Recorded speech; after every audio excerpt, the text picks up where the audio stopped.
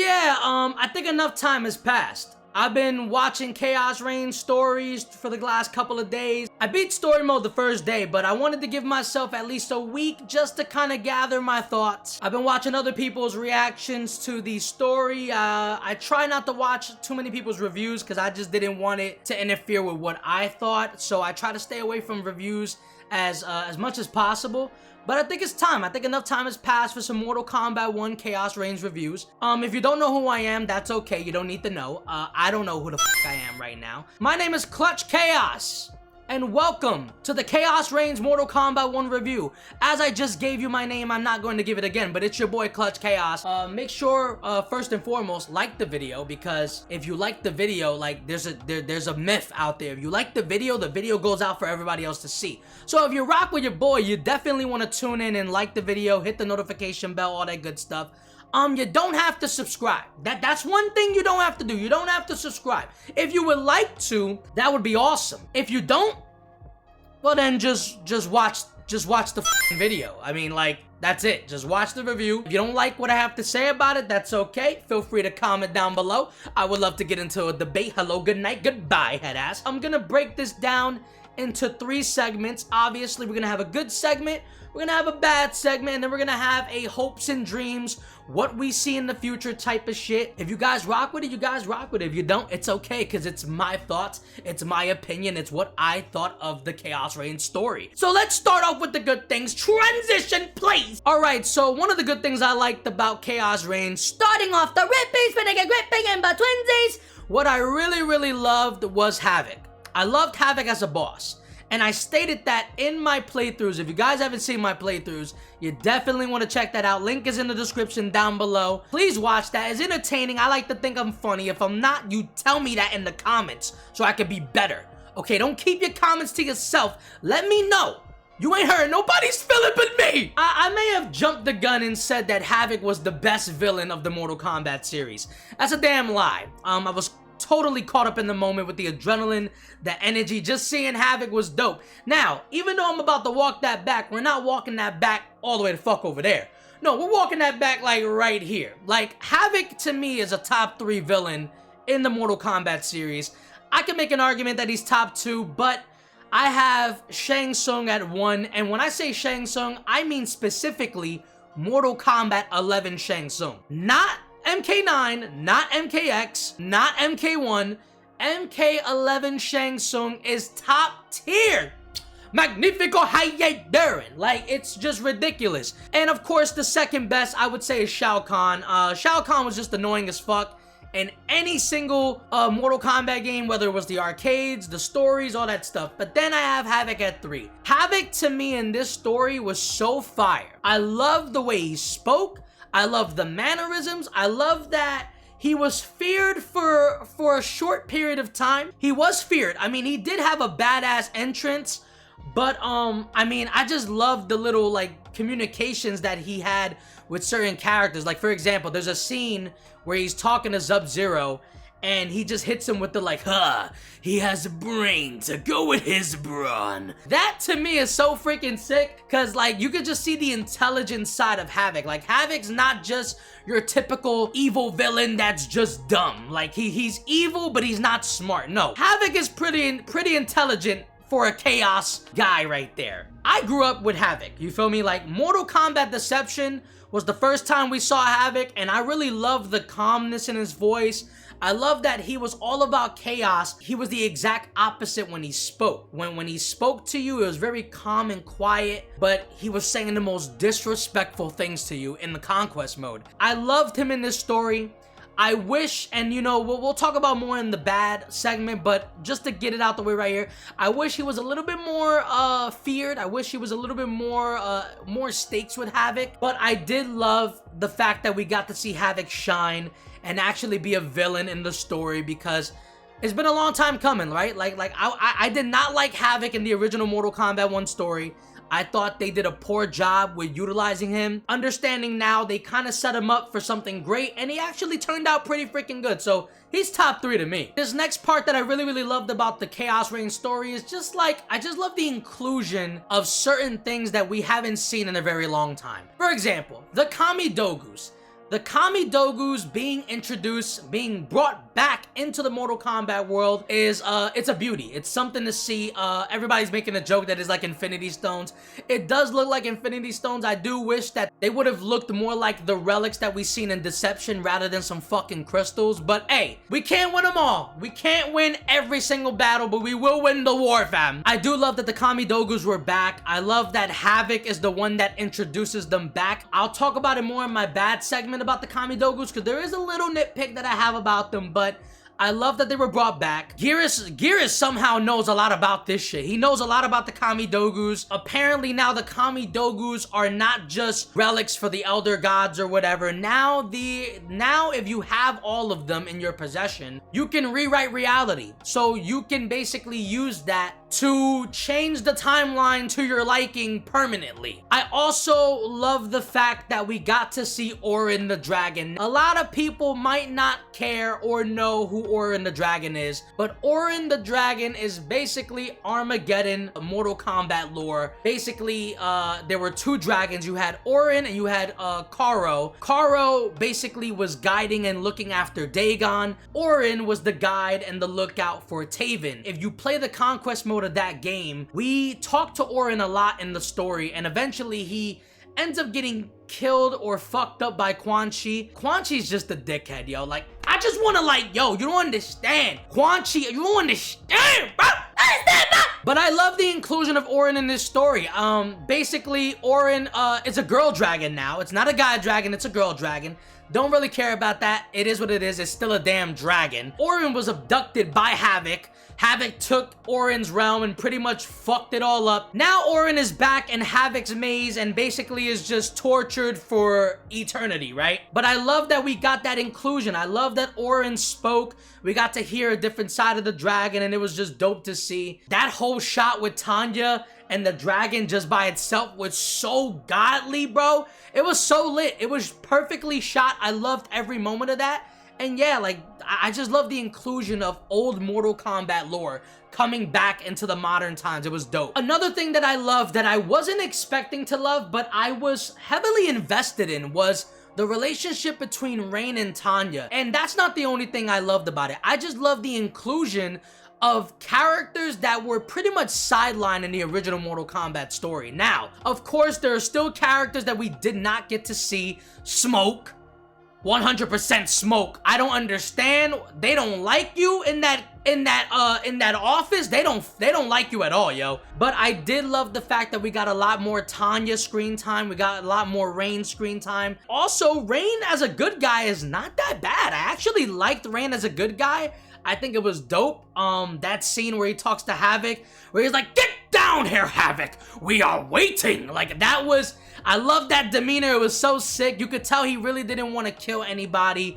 He wanted to fuck up Havoc. He wanted to kill Havoc, but that's all he wanted to do. He didn't want to hurt anybody else, but he had no choice. That scene between Rain and Tanya where Rain sacrifices himself, I do agree, it's a sentimental scene, but it doesn't warrant, like, my emotions to go crazy. I did feel sorry for the character, but in the back of my head is like, okay, this is the multiverse. There's another Rain out there. There's probably another good Rain, probably even more heroic than the Rain we just lost, so we can't be too upset. But I did feel some heartstrings a little bit. That scene did catch me because I wasn't the biggest Rain and Tanya fan in the Mortal Kombat 1 story originally, so I love that they kind of got a redemption. In my perspective, they definitely redeemed themselves, and I love them both as characters. Considering that we had to spend a lot of time with Tanya the majority of the story, I really appreciate it, for real. Following up with that, I also love the inclusion of Scorpion Sub-Zero. I felt like in the original Mortal Kombat story, we didn't get that much of Scorpion and Sub-Zero, which is kind of annoying that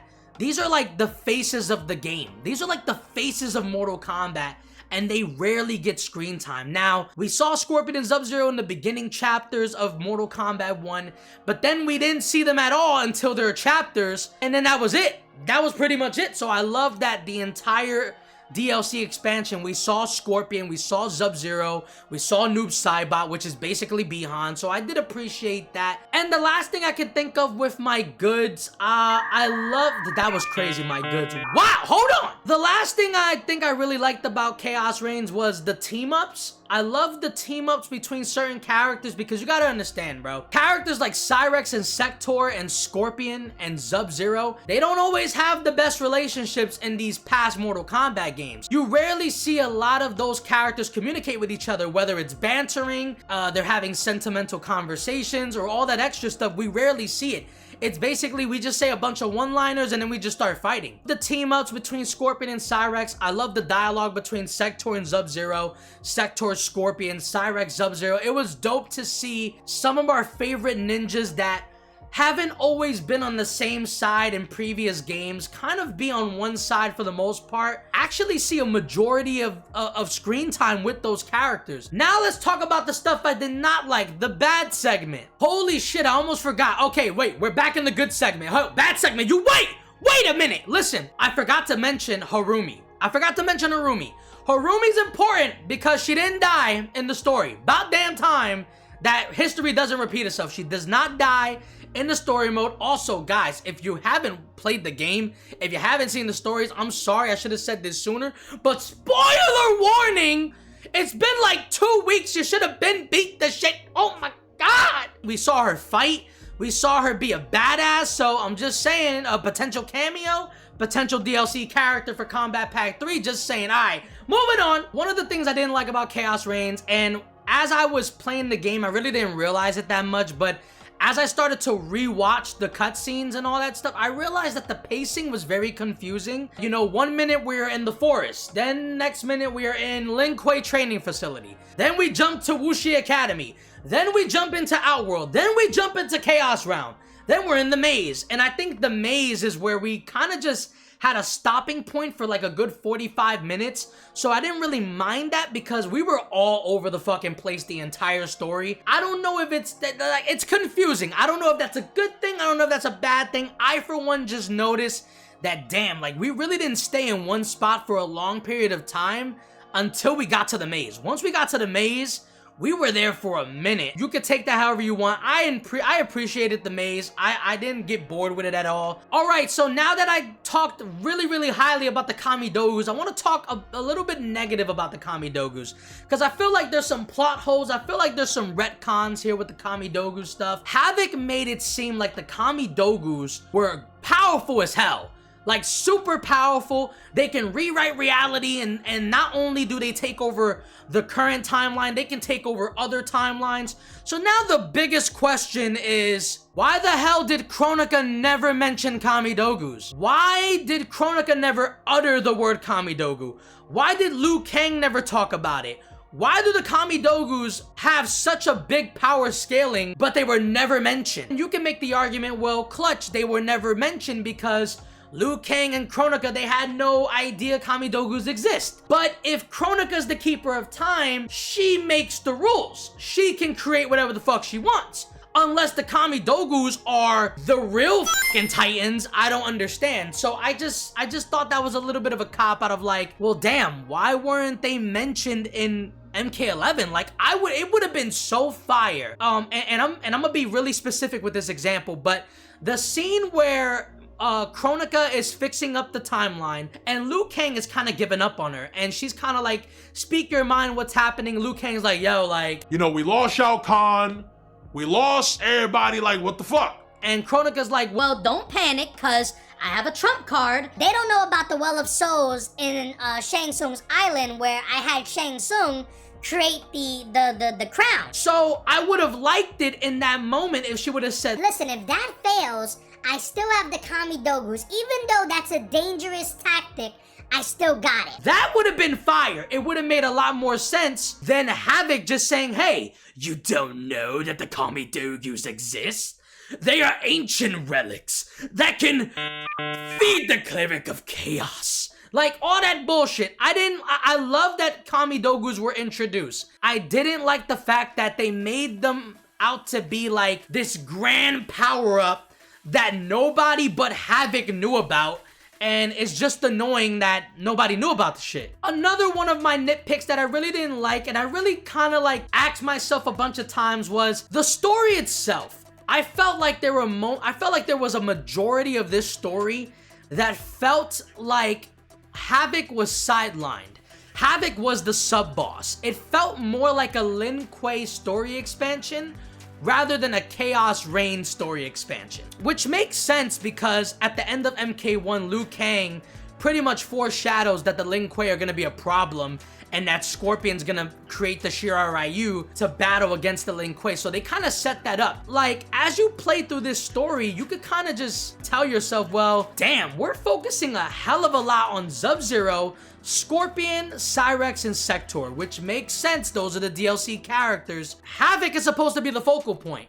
And for the majority of this story, it felt like the Lin Kuei was the main priority, specifically the ending. The ending 100% confirmed to me that, yo, this was a setup for future story between the Lin Kuei, and Havoc was just like the exception of like, hey, here's a villain, it's Havoc, let's go fucking crazy.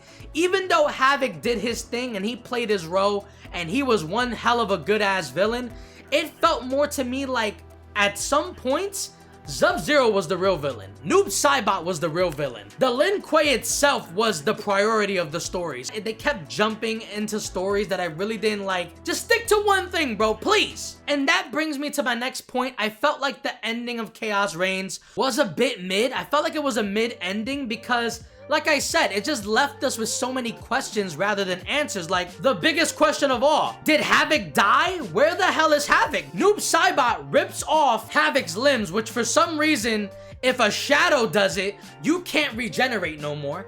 Number two, Liu Kang made sure that Havoc was not gonna die. So then my third question is, well, where the fuck is Havoc? Because Havoc can't be in prison, because if he's in prison, that means he's in our timeline, which means his timeline is messed up. If you send him back to his timeline, isn't he just gonna regenerate and then say, Fuck that! I'm going right back with spinning a block! They left off with Cyrex trying to get Kuai Liang's forgiveness, which, by the way, Cyrex the entire story has been trying to get Scorpion to forgive her the entire story. We played Cyrex's chapter and it was fun and I loved it. Once we passed her chapter, it was all about getting Scorpion to forgive her, which I'm not upset, but I'm upset because she kind of got sidelined the whole story. It's obvious they're setting up for a third story expansion. Damn, that ending was mid as fuck. What happened to the main villain? Aside from Havoc, there was no other stake. You know, usually when you play through Mortal Kombat story mode, you're fighting characters from your own timeline. The stakes are high because each character has a story.